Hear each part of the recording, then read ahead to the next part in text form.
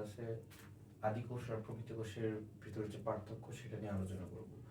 তো শুরুতে আমাদের যেই মেইন কেন্দ্রবিন্দু নিউক্লিয়াস নিয়ে আলোচনা করা যাক।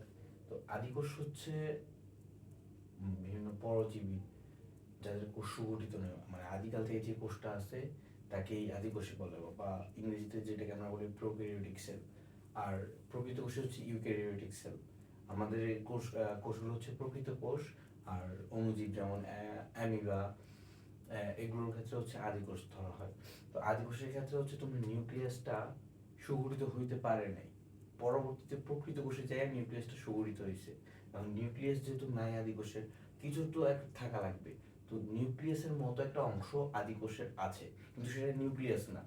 তো যেহেতু নিউক্লিয়াসের মতো বাট নিউক্লিয়াস না, তাই নিউক্লিয় অয়েড এটার নাম। অয়েড হচ্ছে মানে কোনো কিছু যদি কোনো কিছুর মতো বোঝায় তখন হচ্ছে নিউক্লিয় অয়েড বোঝায়। আর প্রকৃত কোষে অবশ্যই নিউক্লিয়াস, নিউক্লিওলাস, নিউক্লিওপ্লাজম সবই উপস্থিত থাকবে। তারপরে সেকেন্ডলি আমাদের যেটা মোস্ট ইম্পর্টেন্ট সেটা হচ্ছে ডিএনএ। ডিএনএ এর ক্ষেত্রে আদি কোষে বৃত্তাকার ডিএনএ থাকে এবং থাকে একটি। আর প্রকৃত কোষের ক্ষেত্রে এটা সূত্রাকার হয়। আদি কোষের ডিএনএটা এরকম এক সূত্রাকার বৃত্তের ন্যায় হয়। আর প্রকৃত কোষের ডিএনএ তো তোমরা সবসময় ডিএনএ একটা ছবি দেখে আসছো, দুইটা স্ট্রিপ পেঁচানো থাকে, সেটা হচ্ছে সূত্রাকার ডিএনএ।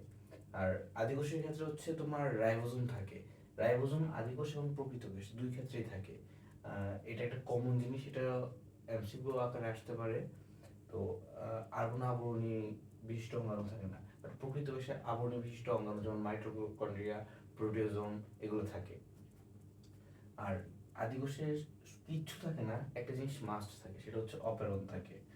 আর প্রকৃত কোষে এই জিনিসটাই নেই। প্রকৃত কোষে সবকিছু থাকলেও একটা অপেরণের অভাব কিন্তু থেকেই যায়। তো আরেকটা জিনিস হচ্ছে কি, ইন্ট্রন্স আদি কোষে থাকে না, কিন্তু প্রকৃত কোষে ইন্ট্রন্স থাকে।